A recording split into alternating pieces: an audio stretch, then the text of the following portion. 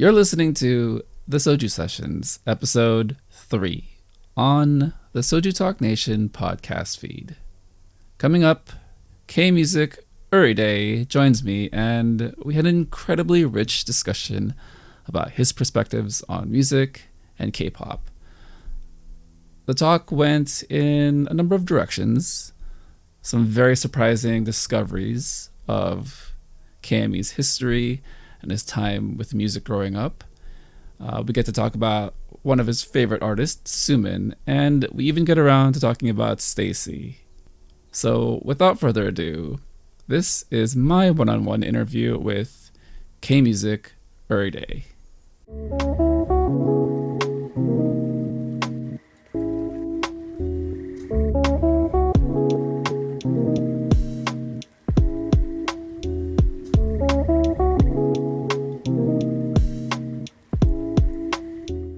Joining me on the Soju Sessions today is one of the more amazingly musically connected spiritual hip-hop guides of the Soju Talk Nation.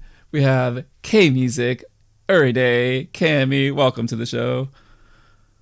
Hello. Welcome. Thank you for having me. Of course. Thank you for hopping on. I know you've got a lot to say about hip-hop music, K-hip hop music, and kind of just the Asian hip hop scene and R&B scene. And I've always been interested to pick your brain about that kind of stuff. So yeah, it's just really happy to have you on, and really appreciate you joining me on this Wednesday morning. Cool. I'm excited, man. Yeah. So let's get right into it. You've been on Euromod on the server, and you have your own dedicated channel. Just for musical musings and just all the things that you come across here and there.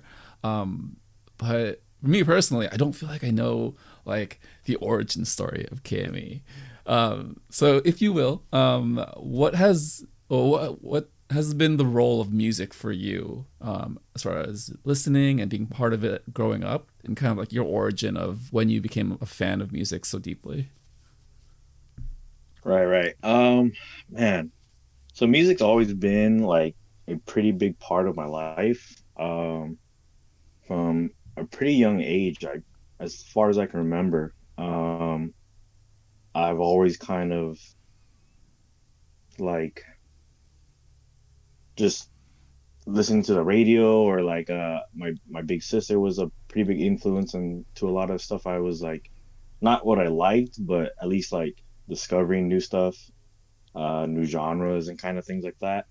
But yeah, and I was always kind of I was always a weird kid that stayed up late at night and watched like MTV or like VH1 and BET at night, where they just played music videos, and I would just listen to that. And yeah, so it's kind of always been a big part. As I got older, started doing other stuff. Like after high school, I started like DJing, house and techno music, a little bit of hip hop as well.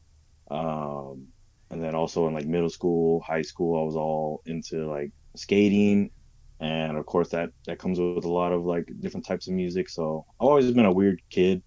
I was into a lot of different genres, and just I like exploring a lot of new music, that stuff I haven't heard before. Hey man, we're all weird kids, right? All those like music kids. And I do feel like music itself, like it is a creative art form. And I feel like people like you and I are who like to explore that creativity and like connect with it in certain ways. It's a very natural progression to like dig deeper into certain genres of music. And you said you DJ. I didn't know this. So when did that happen? When did you start DJing house and techno? Like right after graduating high school. So like, man, I feel old now, but like 2010, 2009. I graduated in 2009, and like around there, I met some friends, senior year of high school, and they were like DJs and stuff like that. So I slowly got into it. Um, Honestly, before that, I was not even into um, kind of like house and techno electronic music. But I had some friends that were into it, and then I slowly got into it, and then literally it was like one night they had a party um at my friend's house, and they were like, "Oh, we need someone to like DJ the hip hop stuff, and so they just asked me if I want to do it, so I did that, and then after that, I just kind of um, whenever they were DJing parties and stuff like that, I would DJ with them if there was an available spot. It was cool. Did that for maybe like seriously, maybe 4 years. Kind of all the way into college, and then I still do every once in a while, and it hasn't been obviously in like the last 2 3 years. Um, just because life and getting older and working and stuff. But it's something I still like to do. Like one of my early quarantine purchases was actually like a little home mixer controller thing. So I was like, oh, maybe I'll DJ. I've used it like twice since then. But that's something definitely I want to get back into, like actually live DJing. But yeah, it was a pretty big part of my life for like early 2010s. Damn, man, that's a trip. I knew like you're like the music guy, but then it just makes so much sense now. That's like, oh yeah, like music's been like part of your life in so many ways, and that you've essentially contributed to creating music and putting music out there for everyone. So, man, would you ever DJ on Twitch? Turn on a KME stream and just have the Soju Talk Nation Uh, watch you? Honestly, I've thought about it.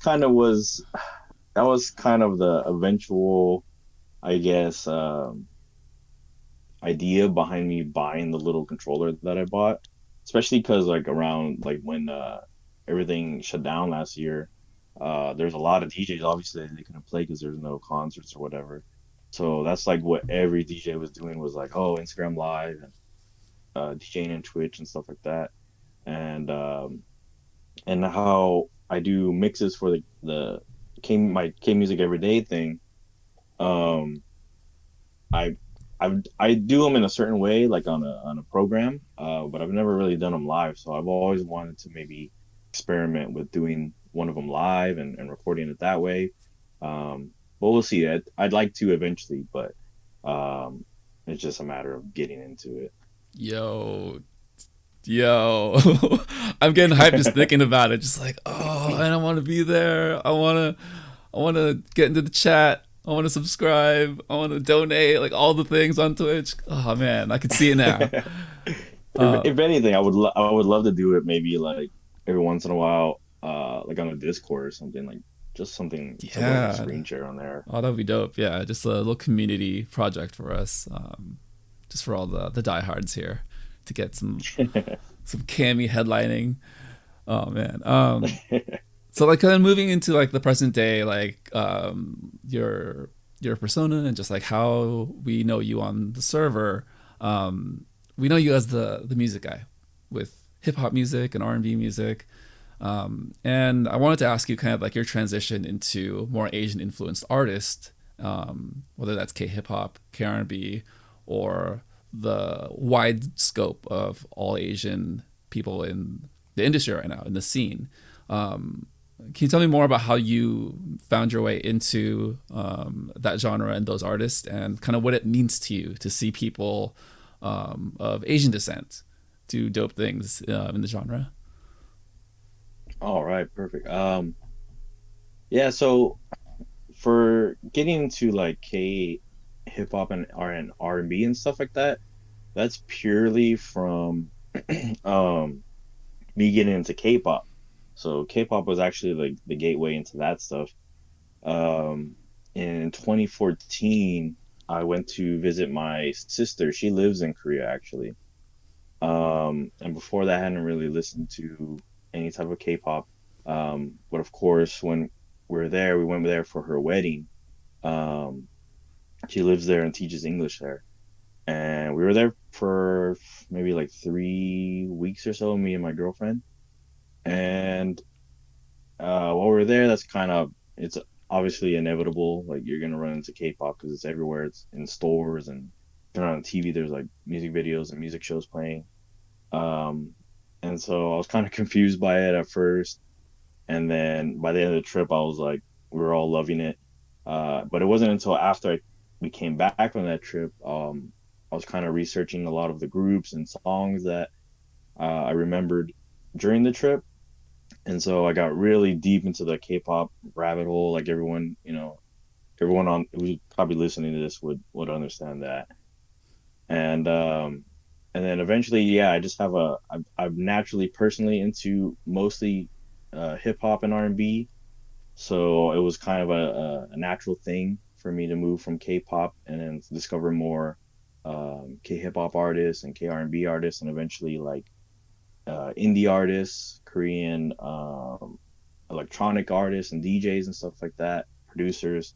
So it's kind of like a natural thing. Um, but yeah, definitely K-pop was like the and that trip were big, I guess, gateways into what I'm doing now. How do you feel like making music and being a DJ has informed the way you experience and see music, whether that's K-pop, hip hop, or R&B, and kind of like the production side of how music is put together? Right. Definitely, yeah, definitely DJing as like kind of I just have that kind of brain where I'm always wanting to especially like when I was DJing back then, um I was always looking for new music to play, and that was kind of like the new or like the motivation to like really discover and search new stuff. Like you always wanted to find the thing that no one had heard before and stuff like that too. So that definitely plays a part into like my mindset when it comes to discovering new music. Because I love that I guess I don't know how you say it, like maybe that feeling of like oh like showing someone a song and then they're digging in like oh who is this or whatever. Um, so I guess yeah that definitely plays a bit of a part, especially the DJing aspect. I love what you said just a second ago, where for you, music is, and finding music is defining the thing that no one has ever heard or discovered before. And you kind of want to be that entry point for a lot of people. I think it just speaks to the universal connection we have with music and kind of what it means, right? As far as humanity, people. I know it's like a really like Disney way to look at it, but um, I always see music as just an art form to connect people. Whether we have different tastes, whether we have different cultures, backgrounds, languages, there is something innately human about wanting to find rhythm with another person. And I asked you earlier this week, kind of who stands out to you, who is one of your favorite hip hop and R&B artists, and again, this kind of goes into like your definition of discovering something new for someone else who has never heard of it, probably. So you recommended SUMIN to me. I've never listened to her before. I didn't know like anything about her. I did some research. My God, she is fantastic. Oh yes, yes, that's awesome. That's awesome. Yeah. So how'd you meet? When are you getting married? Let me know. What was your first experiences with Sumin? With Sumin, man, it must have been early when I started doing the K Music Every Day like mixes and stuff. It was late 2016. I want to say it was maybe early 2017. I came across her SoundCloud, and I believe the first track I want to say it was a cover of she did like a cover of Dum Dum by Red Velvet, and of course Red Velvet is like my ultimate K-pop group. They're my absolute favorites. So I think I saw the Dum Dum remix. And I was like, oh, let me check this out. And it actually was like it said remix, but it was actually kind of like her covering it and putting her own spin on it. And so I just kind of went down the rabbit hole. She had some other covers, and I think she had just released a new EP or single right around that time.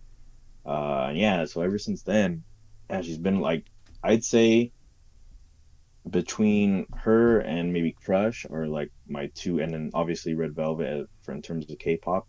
But her and Crush are like two of my not only favorite Korean artists, but like artists in general. But yeah, it was like maybe 2017, I think. So probably 4 or 5 years ago. Nice. What resonates most about her music with you?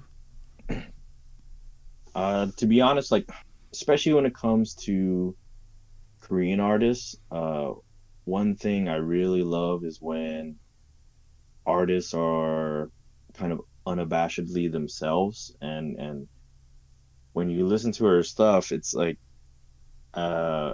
totally unique, and she's kind of like genreless. I know she gets categorized as primarily like, yeah, an R&B artist.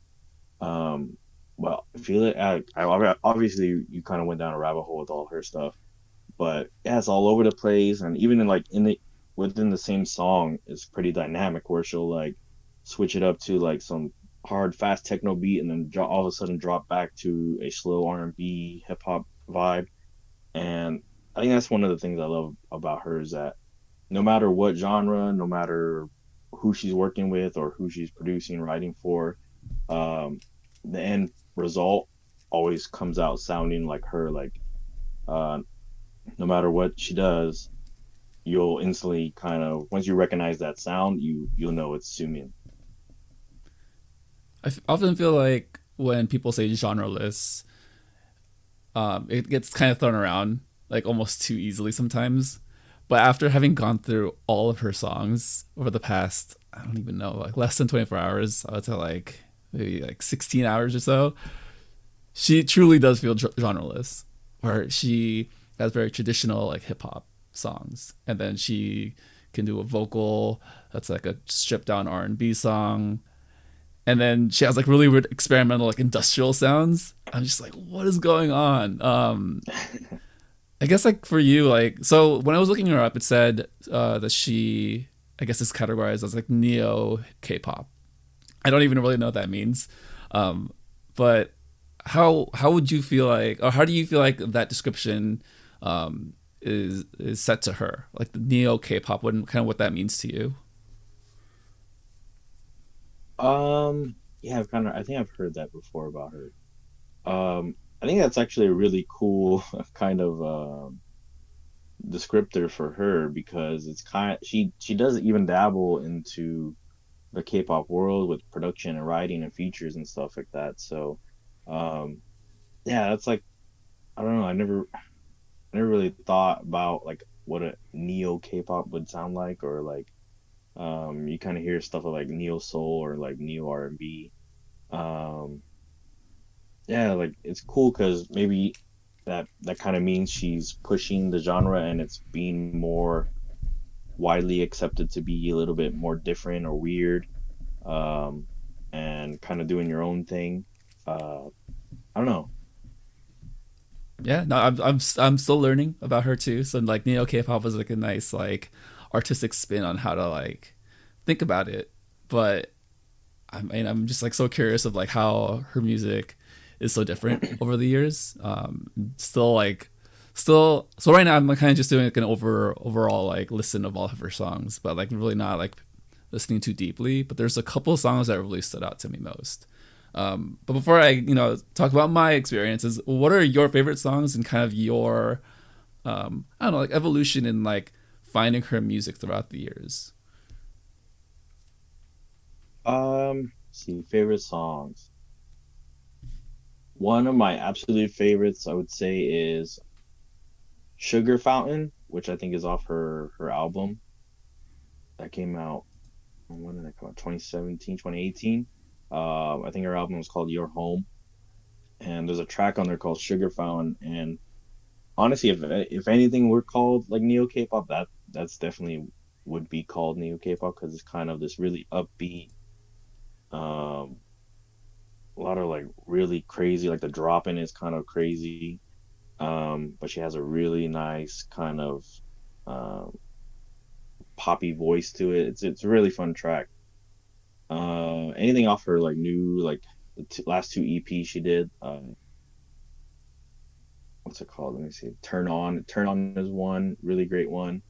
It has like a really nice breakdown. Like it goes from like a R&B kind of hip hop vibe, and then all of a sudden it switches like really fast into this kind of upbeat, almost like I don't know, anime type kind of thing, and then just drop back to a R&B type vibe. Then of course, like a lot of she has really cool covers. Like she has a really great cover with another R&B soul artist named Jinbo. of Twice's TT. That's always been one of my favorite. Um, yeah, there's so many, but honestly, she's like one of those artists where anything she puts out, any feature, I don't even have to think about it. I know I'm gonna like it even before I hear it because I'm just such a big fan of her style and music. It's kind of like she's built a trust with me to where like it doesn't matter what she does. I have faith in like the kind of stuff and the quality of music that she's gonna put out. Yeah, and she has such a variety of sounds. A couple of my favorite ones are Stardust, which is a stripped down kind of like R&B song, and then Door, which is like completely different. But I did want to like touch on a couple of her more recent songs and like get your take on like the artistry behind it musically, and then also music production wise, music video production wise. So one of Right. the first songs I saw when I just searched up music videos for her on YouTube was Dirty Love. And to me, like just visually, it had very like fashionista art from LA, like abstract fashion vibes. Um, I wanted to get your take on this because you are from Southern California. Do you feel like that captures that culture and that vibe? And I guess like how does she pair that with her music direction in that music video and song? Yeah, that was like one of the best songs that came out last year too. And yeah, with that Dirty Love that she collabed with Zion T. Yeah, you're right. The music video is kind of like a fashionista um kind of runway look because both her she's kind of actually that's like the perfect collab for her because Zion T's almost like the perfect parallel to where like her he's kind of uh, in the K-pop world, but is also very can move between the K-pop world and the underground, and collabs with a lot of different artists and hip hop artists and stuff like that. And he's also pretty fashionable. That's another thing I like about her too. Is like even if you go on her Instagram, um, it's a big part of her stuff too. Is like you post all these weird pictures. Like you just post whatever kind of thing she wants to or whatever she wants to express. But there's a lot of like kind of her modeling pics or like just pictures of her like at home or fit pics at home. Um, yeah, I love that video because they're like walking in like warehouses and stuff like that. And I remember seeing an interview where she was saying that the song is like she's like it's a weird song because it's about like I guess like a relationship failing or breaking up, like two people kind of in and out of a relationship and stuff like that. But the song is really fun and upbeat, so it's kind of like a weird dynamic. But yeah, I love that video. That was one of like my favorite songs of last year. Yeah, no, when I watched it yesterday, I was just like blown away with just like the art direction and just like the feel for it. Because I Was that mean, your first time yeah, watching it? it was like yeah, I mean, Oh yeah, shit! it was the first time. Because again, like I hadn't heard of her before this. I know Zion T, Right, right, right. so like the vibe was very fitting for him. But then just seeing how like seamless and fluid she is, and it's just like, oh, this is her world. It's like, damn, like girl, get it. Yeah, I wish they would do, man. I wish they would do like maybe at least like a little mini album or an album would be awesome. But yeah, those two are like the perfect. I feel like the perfect parallels to each other. They complement so well. I would love them to do more music together. Yeah, I feel like they do definitely have really great synergy with music and just like concept, aesthetic, and feel. It just yeah, it was a really great package of just like artistic things, you know. So I kind of want to get like your take on this concept of like writing and producing music. So for her, it does feel like she is creatively in charge of just a lot of things that she wants to do, whether that's visually, music production wise, and then in the lyric writing. How do you feel like? Well, I guess like how do you feel like for her, like the way that she processes the world? How do you feel like all of that comes together in her music? And being a person who makes music yourself, kind of that pairing of lyric writing and then sound and concept. And I guess like if you can take me through how you interpret her process. Um, I don't, when it comes to like her production, I think I remember hearing she did an interview with Ashley Choi on like the Sound K radio show, and I remember she was saying that she kind of just like stays up really late at night and it's kind of just always working on ideas and uh, it's very for her it's very free flowing. Like she kind of just lets whatever groove or whatever sound it comes out. Um, and I think that's awesome because that allows for her unique kind of signature sound to come out to where um, I don't think she puts any. It doesn't seem like she puts any boundaries on herself. She just kind of let me make this beat and see how it feels. And then I think she even said that when it comes to like stuff that she doesn't like, she'll kind of like she like normally you would work on something and you get frustrated or stressed out. You're like, okay, let me take a break. What she said was that when she's working on music and she gets frustrated and like doesn't know where to go next, she continues to make music and does other stuff. Like well maybe just switch it up. But yeah, that was like her that was a weird thing I remember hearing about her. And um I did dabble a little bit in producing music. I I wouldn't say I produce music still. It's not I the funny thing about me producing music was that it was purely so I could like DJ more.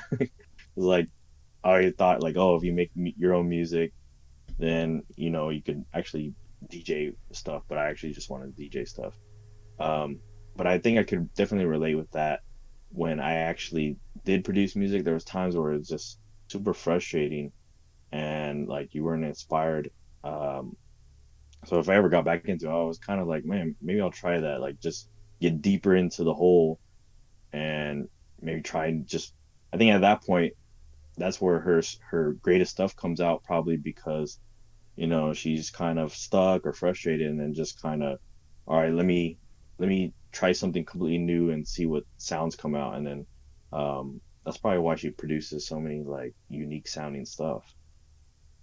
It almost feels like her switching to so many different genres is her way of refreshing herself instead of just Right, doing right. like specifically hip hop and R&B or K-pop or like stripped down industrial. It's just like, well, let me like put a bunch of things on the wall, work on something until I can't like get past a certain point, and then flip to a different genre. I feel like her brain must be working at like a completely different level to be able to like manage and like think of creativity in that kind of way. So, Yeah. And I and think it comes down to like it also shows in the types of artists she works with.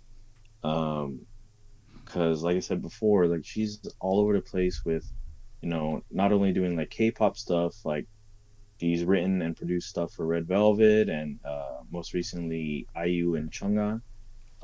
She's collabed with like Park Kyung from Block B, and even like for hip hop stuff, she's always like the perfect like R&B singer feature on a rap song. Whether and it doesn't matter whether it's like a '90s boom bap track or like some kind of new Omega Sapien or like Sogodomo kind of weird experimental hip hop. Like she works on everything. Like you said one of your favorite tracks was Door, which is off of a producer Bronze album. That's like a city pop track.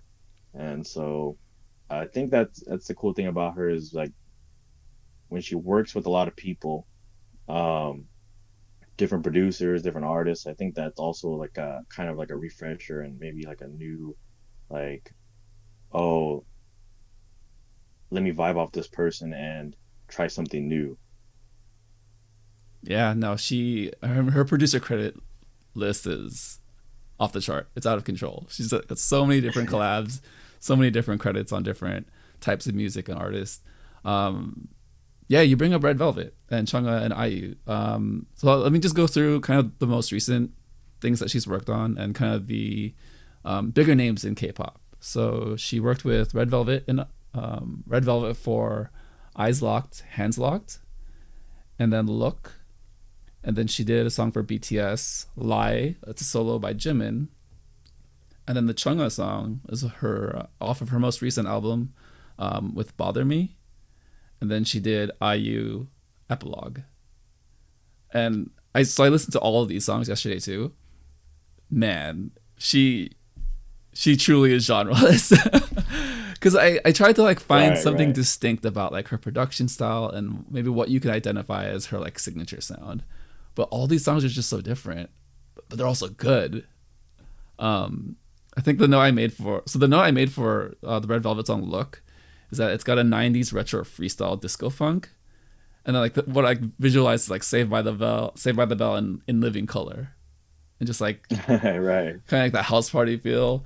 And then like listening to the Chunga song "Bother Me," it's like runway house with like retro sparkle, right? And then like IU with Epilogue is like this vintage 1920s like golden time era wind up recorder, record player, and just like what, like how does all this creativity come out of like one person? I guess, I mean, if you can like put a identifier on this, like how would you describe her producing sound for K-pop? And does she have any signature sounds, or do you just feel like she's just like infinitely creative, where she can kind of jump into any sound, any genre, any style? Yeah, that's like a hard, but like when it comes to her K-pop stuff, yeah, it's always a little bit more upbeat. Um, I think the two really defining sounds that she kind of bounces around,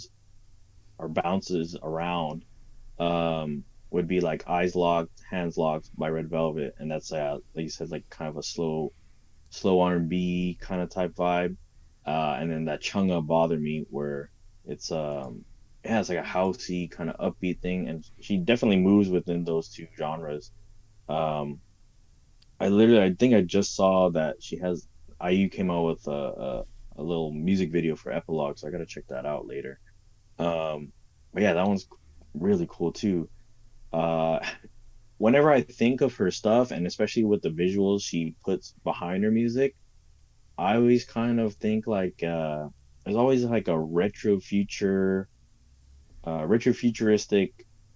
kind of sci-fi vibe that she puts on her kind of thing, and I think that's actually probably a cool um, way to look at her stuff. Because also kind of like a with like a retro future sci-fi story like movie or something like that. The kind of visuals are um like some of it makes sense because you've seen it because the retro aspect, but also the futuristic aspect is like stuff you would never see before or you've never seen before.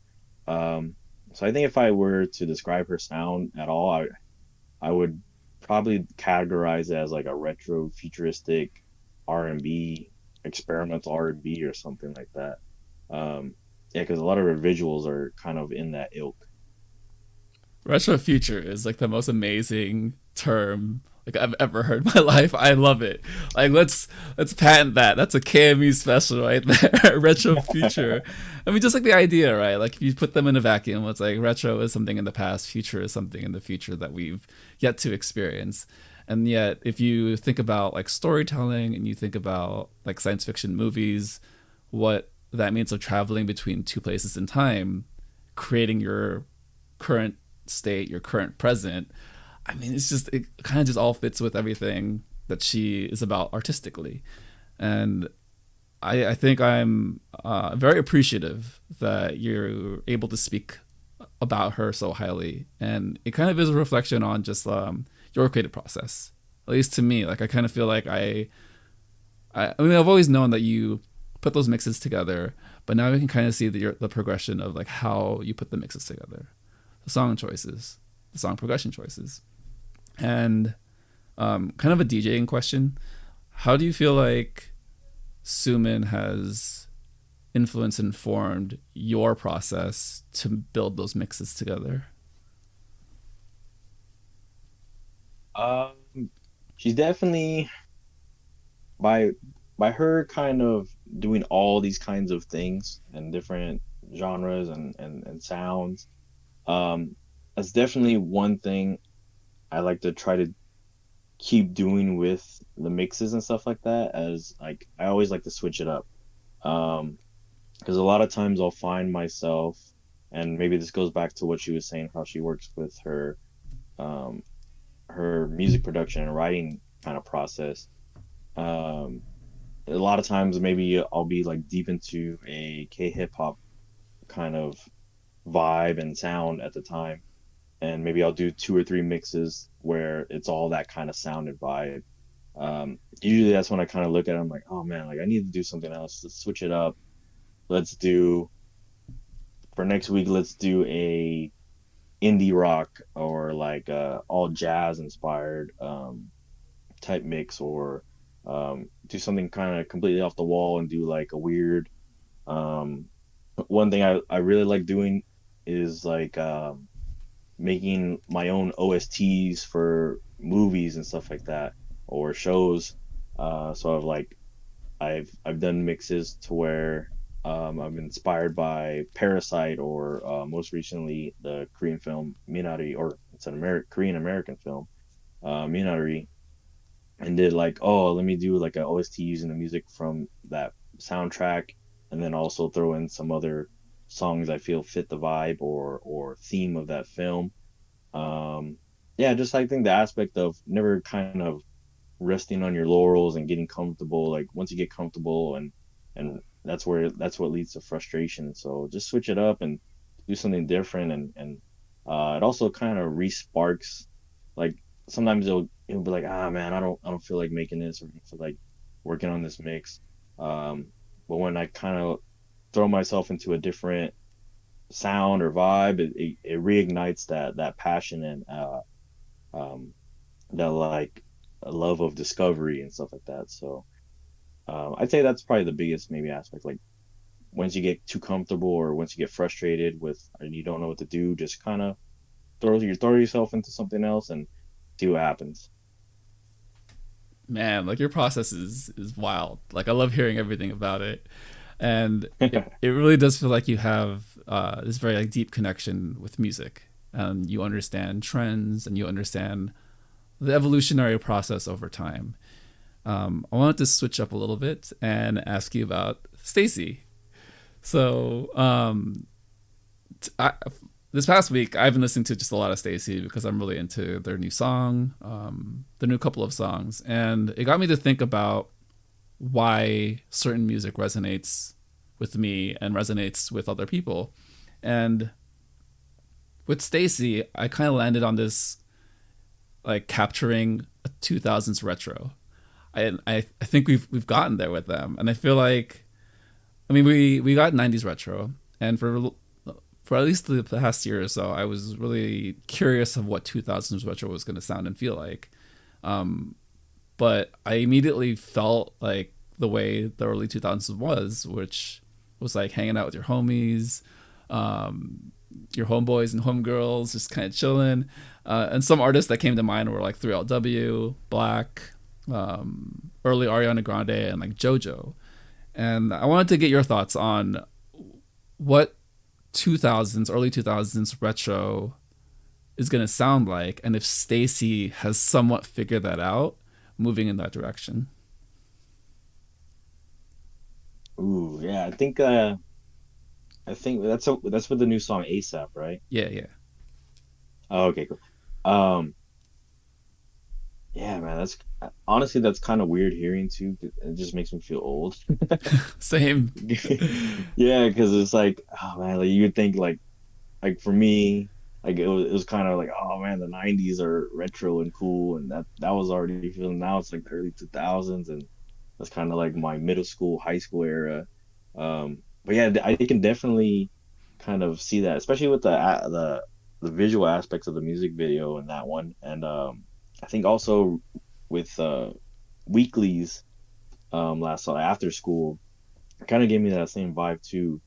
But with STAYC particularly, um, that ASAP kind of reminded me a lot of like that that Ghost Town DJ song. That was more than the '90s, that Hey, My that's Day. it. Yeah, yeah. That was the one that I was like, that's kind of what came into my mind when I first heard that. And then I love the chorus on that one. That one's really fun. But yeah, I don't know. That's kind of it's a weird thing, but it's also like just a natural progression. Like maybe kids growing up these days are now like, man, like all the fashion back then or whatever. Like the same way me growing up in the 90s and early 2000s, and I look back on maybe like the 80s. A lot of the kids now, which is crazy to think of, but it's just how time works, that they're growing up now and looking back at maybe like early 2000 stuff and saying, "Wow, this cool fashion or sound of music is cool to them." And I think that's really dope. Um, I'd love to hear. I don't know, because I feel like maybe this is just kind of because I was around that time with the music. To me, when I listen back to a lot of like, especially like hip hop and stuff like that. I don't know if it really holds up. Um, but then I don't know, like me listening to like 90s or 80s hip hop, I'm pretty sure maybe older people were like, "Oh, man, that stuff doesn't sound good anymore." But I don't know. There's something about the 2000 sound that's kind of weird because it was kind of the first transition into maybe like digital, like a really digital like sounds and keyboards. Um, that are like, I don't know, like you listen to some hip hop songs or pop songs, and there's some weird sounds in there, like sound like a cheap keyboard or whatever. Um, but honestly, I think that'd be dope. I love to hear. I don't really know where it's going. I think one really cool artist that kind of captures that early 2000s pop sound, pop like hip hop sound would be a Western artist. Her name is Rina Sawayama. And her stuff is kind of reminiscent of like early 2000s pop, late 90s, early 2000s pop. Um, so I'd love to see, especially in the K-pop world, I'd love to see how that plays out and maybe if they can kind of play off that. But I don't know, we'll see. Like, what do you think? Like, I know you said stuff like 3FW and TLC JoJo. Um, Man, I'd really love to see what K-pop artists like. What do you think? Like what kind of sound or genre from the early 2000s would love to see in K-pop? Yeah, no, I think you hit it like really well, and I didn't even think about like what technology was transitioning into at that point, where everything was turning digital, and you had that like phase of like digital equipment being really expensive, and yet it's still new and kind of not great. So like you had like funky sounds that weren't really polished or refined yet at the time, but that was still kind of like the signature sound at that time because that's all they had. I guess for me, like the closest thing that I can like really think of is like JoJo's music. So she's an R&B artist from the United States, and she had like an R&B vibe. I think JoJo and early Ariana Grande are probably the closest comparisons. So for people who are more familiar with Ariana Grande, like her old stuff, her stuff with I forget what the album was, her first album, which is like that very like high school vibe, just like hanging out with your homies, puppy love. And I do feel like we're gonna flip back to that, because even her most recent album has a lot of that feel to it. Where it's like I like the way I'm describing it is more just on feel as opposed to like the music production side. But there's a certain like after school hanging out with your homies vibe that I feel like we're gonna come back to. And I think right now in K-pop, between STAYC and Weekly, it sounds bubblegum because it's just happier and lighter than the current like girl crush, edgy, dark concepts. But I feel like concept wise, I do feel like we are going to shift into more lighter sounding things, but not necessarily think it's bubblegum. So I guess like that's like my roundabout way of like thinking on the artistic side. Musically, I do think Stacey is onto something. And I think they are definitely going in the right direction to distinguish and differentiate themselves from kind of the rest of the girl groups in this current era. But yeah, man. Just some closing thoughts before we head on out. Um, yeah, we talked a lot about just music, your journey, your favorite artist, and Sumin, and then Stacy, and kind of music moving forward. But how do you feel like your music experience will evolve in the next coming years?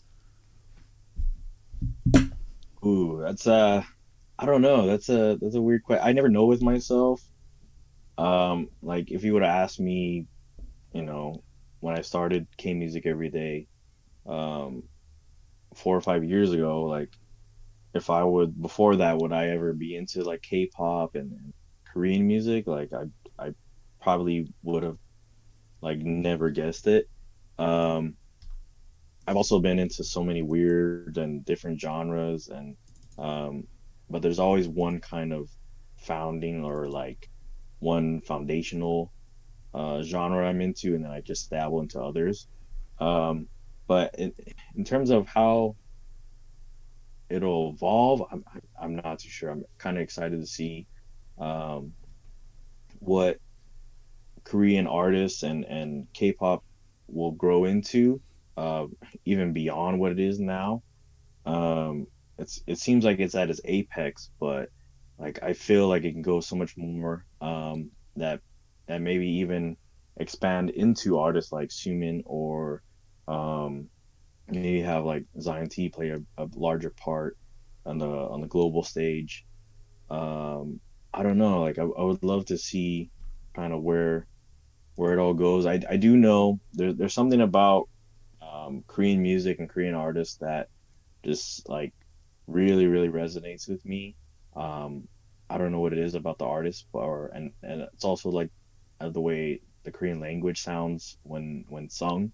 Like I've dabbled into Japanese music and other different types of different languages in music, but for some reason, yeah, the Korean sound has always been kind of really interesting and inspiring to me. So I definitely see myself sticking with Korean music and Korean artists, but as far as where they go with it, I'm completely open and I'm excited. So we'll see. We'll see.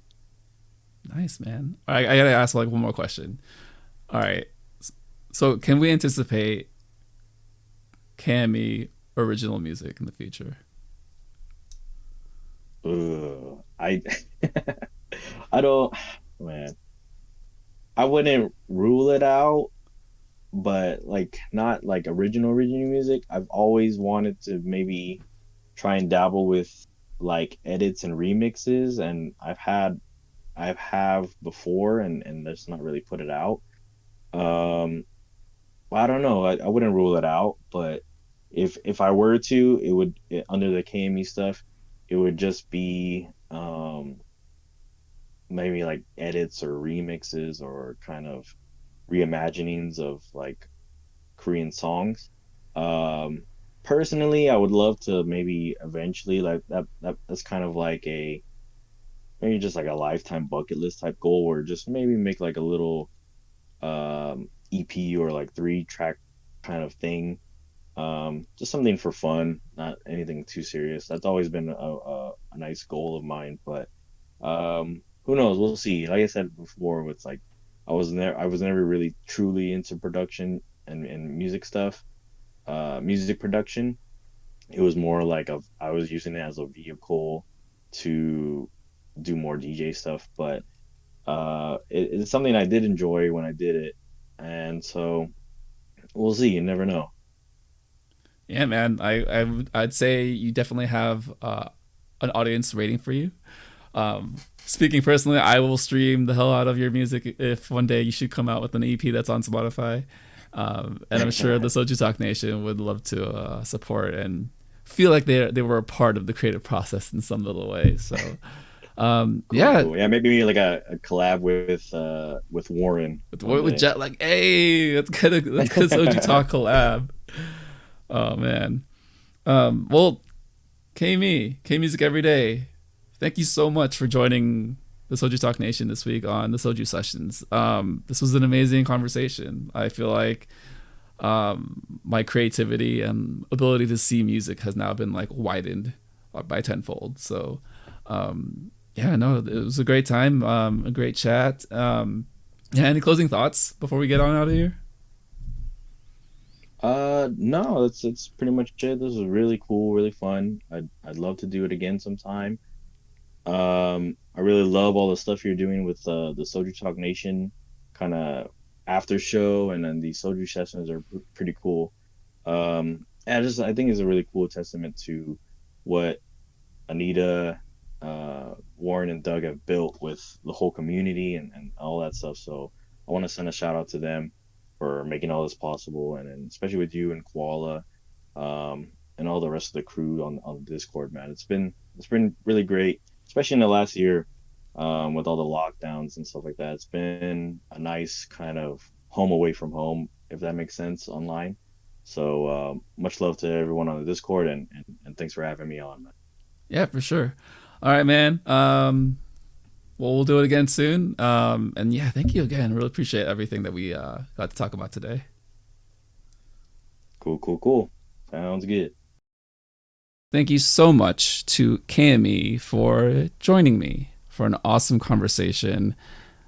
I really did learn a lot, and we went into a number of directions. I'm really happy that we got to dive a little bit deeper about his story and understanding and perspectives about music. So subscribe on YouTube, follow on Spotify or your preferred podcast platform, and continue the conversation on the Soju Talk K-pop podcast Discord. I'm Crispy, and this has been the Soju Sessions.